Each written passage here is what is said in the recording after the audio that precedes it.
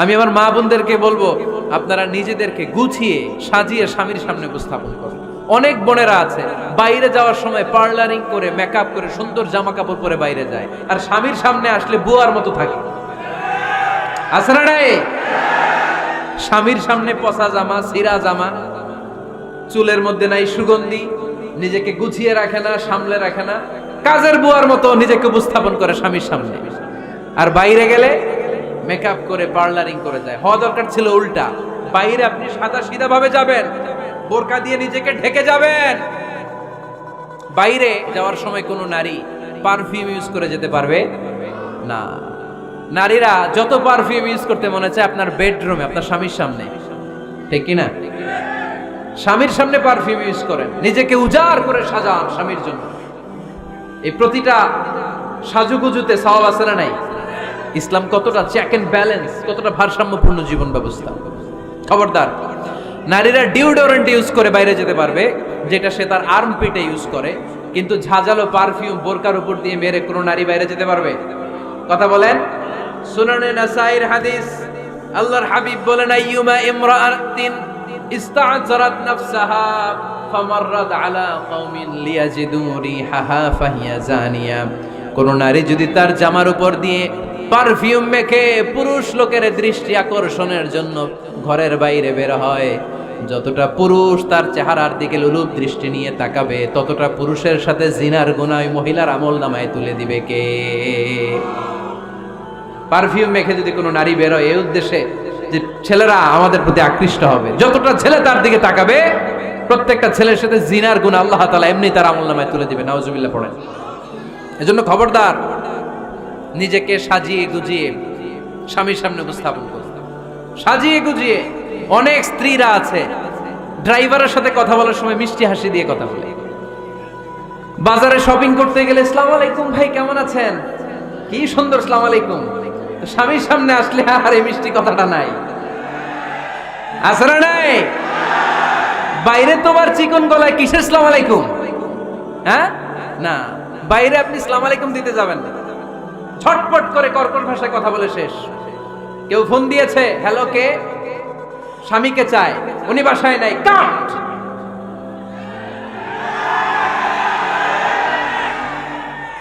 কারে চান? আপনার হাজবেন্ডের, নাই, কাট। শেষ করে দিবেন। মিষ্টি মিষ্টি আসসালামু আলাইকুম আসসালামু আলাইকুম বলা যাবে নাকি? খবরদার, খবরদার। বাজার করতে গেলে কি মিষ্টি হাসি, দোকানে গেলে কি মিষ্টি আলাপ, ড্রাইভারের সাথে কি সুন্দর কথা, সিএনজি ওয়ালার সাথে কি সুন্দর আলাপ, আর ঘরে আসলে এই চেহারাটারে এরকম করে রাখে। আছে না নাই? ঘরে আসলেই স্বামীর সাথে খিটখিটে মেজাজ। না, উল্টো করে ফেলছেন আপনি। বরং স্বামী ছাড়া অন্যদের সাথে কথা শর্টকাটে সারবেন, যাতে কোনো ফিতনা চলে না আসে। চিল্লায় বলেন ঠিক কিনা? আর নিজেকে স্বামীর জন্য উজাড় করে সাজান, পার্লারিং করেন, বিউটিফিকেশন করেন, মেকআপ করেন, বেডরুমে পারফিউম মাখেন, নিজেকে উজাড় করে স্বামীর জন্য সাজান।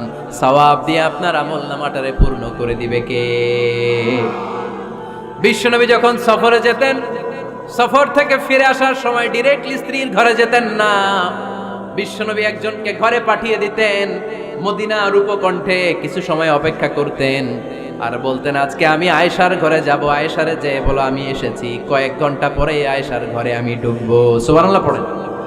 স্ত্রীকে সময় দিতেন, কারণ স্ত্রী হয়তো কাজ করে, ঘর গুছায়, ঘেমে থাকতে পারে, তাকে নিজেকে গুছানোর জন্য সময়ের দরকার আছে না নাই? লম্বা সফর শেষ করে, সেই বুখারীর হাদিস, বিশ্বনবী যখন সফর শেষ করে মদিনায় ফিরতেন, ডিরেক্টলি স্ত্রীর কাছে যেতেন না, মদিনার উপকণ্ঠে ওয়েট করতেন এবং বার্তাবাহককে পাঠাতেন, যে বলো যে আজকে আমি সফিয়ার ঘরে থাকবো। সফিয়াকে সময় দিতেন 2-1 ঘন্টা, যাতে নিজেকে সাজিয়ে নিতে পারে। সুবহানাল্লাহ পড়ো। এজন্য প্রতিটা স্ত্রীর উচিত, আমার মা বোনেরা যারা আপনার মহিলা প্যান্ডেল থেকে শুনছেন, নিজেকে উজাড় করে স্বামীর জন্য সাজান। আপনার সাজুগুজু বেগানা পুরুষদের জন্য নয়, যে পুরুষদের সাথে দেখা দেওয়া জায়েজ নাই তাদের জন্য নয়, রাস্তার পুরুষের জন্য নয়। আপনার সাজুগুজু, আপনার সৌন্দর্য, আপনার বিউটি সব আল্লাহ তাআলা আপনার স্বামীর জন্য করতে বলেছে। চিল্লায় বলেন ঠিক কিনা? 10 নাম্বার দায়িত্ব, স্বামীর ক্যাপাসিটির বাইরে না যাওয়া। আপনি জানেন স্বামীর বেতন হলো 20,000, আপনি এসে বলা শুরু করছেন, পাশের ঘরের ভাবিরে দেখলাম 25,000 টাকা দামের জামদানি শাড়ি কিনছে, আমারও একটা দিবা। আছে না নাই? তে আবদারটা হইল? আবদারটা হইছে? আপনি তো জানেন আপনার স্বামীর ক্যাপাসিটি কতটুকু। আমার বোনেরা, আমার মায়েরা, খবরদার, আপনার স্বামীর ভেতরেই আপনার জান্নাত, আপনার স্বামীর ভেতরেই আপনার জাহান্নাম। আপনার স্বামীর মনকে খুশি রাখতে পারলে জান্নাতের দরজাগুলো আপনার জন্য খুলে দিবে কে? ক্যাপাসিটির বাইরে কিছু চাবেন না। এই 10টা স্ত্রীদের দায়িত্ব। এই 10টা পয়েন্ট যদি কোনো স্ত্রী স্বামীর জন্য এইভাবে স্যাক্রিফাইস করে করে এইভাবে আঞ্জাম দিতে পারে, এই স্ত্রীদের জন্য জান্নাতের দরজাকে খোলা রেখেছে কে? আওয়াজ করে বলতে হবে, খোলা রেখে দিয়েছেন কে? এবার আসবো আপনাদেরকে ধরবো। এবার আপনাদেরকে নিয়ে আলোচনা। একটা সুখী দাম্পত্য জীবনের জন্য কি সব দায় দায়িত্ব আল্লাহ তাআলা স্ত্রীদেরকে দিয়েছে নাকি? কথা কয় না কেন? এবার ওনারা খুশি হবে, এবার ভাবিরা খুশি হবে মহিলা প্যান্ডেলে। আপনাদের অনেক দায়িত্ব আছে, কারণ বিশ্বে যা কিছু মহান সৃষ্টি চির কল্যাণকর, অর্ধেক তার করিয়াছে নারী, অর্ধেক তার কাউন্টার পার্ট। আপনারা একে অপরের সহযোগী, স্বামী স্ত্রী একে অপরের সহযোগী। একটা সুখী দাম্পত্য জীবনের জন্য স্বামীর অনেক দায়িত্ব আছে। 1 নম্বর দায়িত্ব হচ্ছে ফ্যামিলির যত ফিনান্সিয়াল দায় দায়িত্ব আছে সব স্বামীর কাঁধে বর্তায়, ঠিক কিনা? কারণ স্বামী হচ্ছে স্ত্রীর কেয়ারটেকার। আর রিজালু কাওয়ামুনা আলান নিসা, কাওয়াম শব্দটার এক বচন হচ্ছে কাওয়ামুন, আর বহু বচন হচ্ছে কাওয়ামুন, এক বচন হচ্ছে কাওয়াম। এর মানে হচ্ছে in charge. You are the in charge of your wife, you are the caretaker of your wife. আপনি আপনার স্ত্রীর দায়িত্বশীল, স্ত্রীকে রক্ষা করা আপনার দায়িত্ব।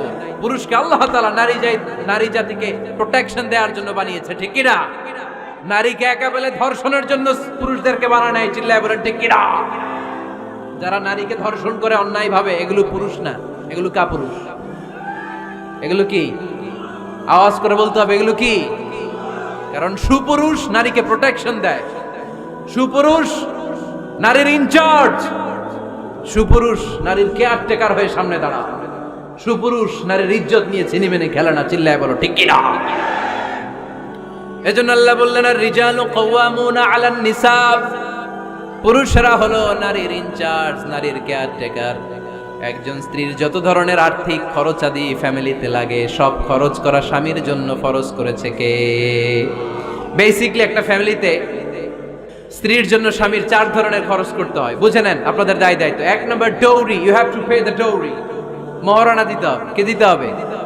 মহারণা দেয়া নফল, তাই না? মহারণা দেয়া তো সুন্নাত, তাই না? আওয়াজ করে বলতে হবে, মহারণা দেওয়া কি? وآتوا النساء صدقاتهن نحلا فإن طبن لكم عن شيء منه نفسا فكلوه هنيئا مريئا سبحان الله পড়েন। আল্লাহ বললেন, ওয়াতুন নিসা সাদাকাতিহিন্না নিহলা, সন্তুষ্ট চিত্তে স্ত্রীর হাতে বিয়ের মহারণা তুলে দাও। ফরজ, মহারণা দিয়ে দিবেন। আমরা মহারণা তো দেই না, তার বিপরীতে যৌতুক নেই। কি নেই? দেখেন কিভাবে ইসলামটাকে আমরা ধ্বংস করলাম, কিভাবে শরিয়ার রুলগুলোকে আমরা ভায়োলেট করলাম। আল্লাহ দিল মহারণা, আমরা ঢুকাইছি যৌতুক। ইসলাম আমাদের জন্য সুন্নাহ সম্মত পদ্ধতি দিয়েছে ওয়ালিমা, আমরা খাই বরযাত্রী। আছে না নাই? আছে না নাই? এজন্য বিয়েতে আমরা যৌতুক নিব না, বরং মহারণা দিব। কি দিবেন? কি দিবেন? যৌতুক চলে মনে হয় নীলফামারীতে খুব। হ্যাঁ চলে, চলে। যৌতুক নেওয়া যাবে? যৌতুক একটা সামাজিক অপরাধ, এটা সামাজিক ব্যাধি। কুকুরের গোশত খাওয়া যত গুনাহ, যৌতুক খাওয়া তার চাইতেও বড় গুনাহ। এর কারণ কুকুরের গোশত খেলে একটা গুনাহ হয়, হারাম খাওয়ার গুনাহ। যৌতুক খেলে 2 গুনাহ, 1 হচ্ছে হারাম খাওয়ার গুনাহ, 2 হচ্ছে শ্বশুর বাড়ির উপরে জুলুমের গুনাহ। কথা বলেন। এজন্য যৌতুকের সাথে আমাদের কোনো সম্পর্ক। বিয়ে করো নাই কারা কারা? হাত তোলো।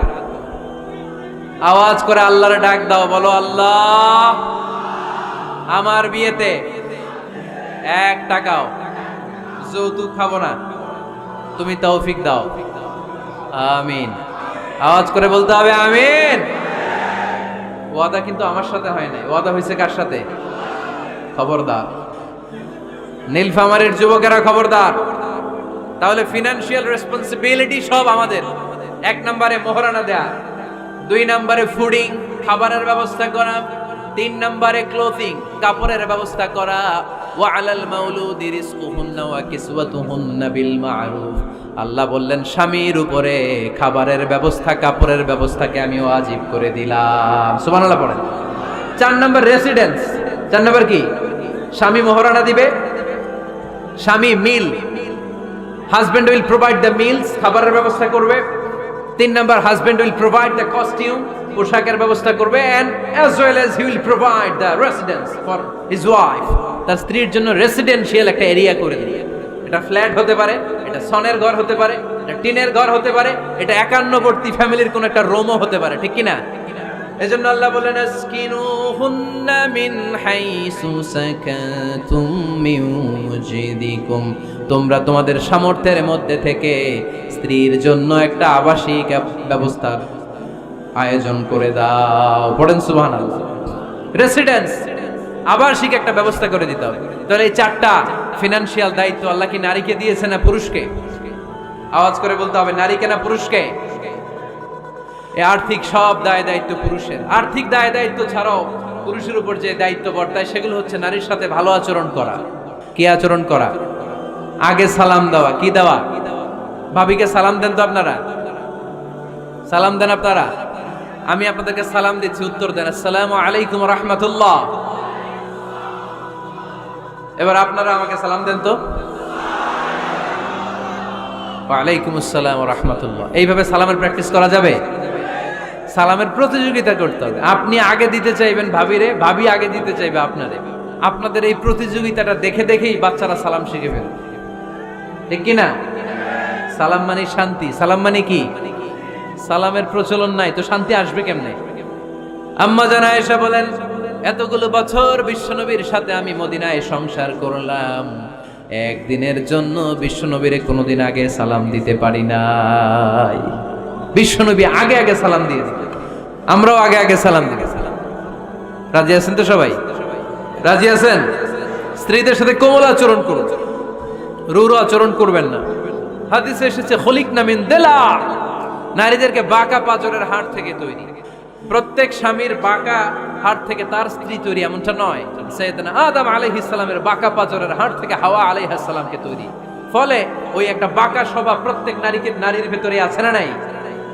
এই বাঁকা হাড্ডির সোজা করতে গেলে হাড্ডি ভেঙে যায়, আর রেখে দিলে বাঁকাই থেকে যায়। এজন্য বিষ্ণু বলেন ফাস্তাউসু বিন নিসাই খায়রা, কোমল আচরণ করো, ভালো আচরণ করো, ভালোবাসার কথা বলো, স্ত্রীকে ভালোবাসার কথা শোনাবেন। প্রতিদিন কমসে কম স্ত্রীকে 10 বার বলবেন আই লাভ ইউ। কি বলবেন? ওই ছোট ছোট বাচ্চারা কয় আই লাভ ইউ। তোমরা না মিয়া, যারা বিয়ে করছেন তারা, যারা বিয়ে করেছেন ভাবিকে বলবেন, মানে আপনার স্ত্রীকে কি বলবেন? আওয়াজ করে বলেন, কি বলবেন? পারবেন? পারবেন? বলতে পারবেন তো? রিফকাম বিল কাওয়ারির, নারীদেরকে আল্লাহ রাসূল সাল্লাল্লাহু আলাইহি ওয়াসাল্লাম কাচের গ্লাসের সাথে তুলনা করেছেন। কাচের গ্লাস, কাচের বাসন, কাচের তৈজসপত্র যেমনি আস্তে ধরতে হয়, আস্তে রাখতে হয়, নারীদের সাথেও কোমল আচরণ করতে হয়। কাচের গ্লাস আর কাচের তৈজসপত্র যদি জোরে রাখেন যেমনি ভেঙে যায়, নারীদের সাথেও কঠোর আচরণ করলে ঝামেলা আছে না নাই? তাহলে 1 নম্বর দায়িত্ব হচ্ছে আপনাদের ভালো আচরণ করা, মিষ্টি মিষ্টি কথা শোনান। বলবেন যে তুমি আমার কৈতরী, তুমি আমার পরাণ পাখি, তুমি আমার ময়না পাখি, এই জাতীয় ভালোবাসার আপনারা অনেক জানেন, এগুলো আমি জানি। যা যা বলা লাগে সব বলবেন। পারবেন তো? পারা যাবে? পারা যাবে? আওয়াজ করে বলেন তো ইনশাআল্লাহ।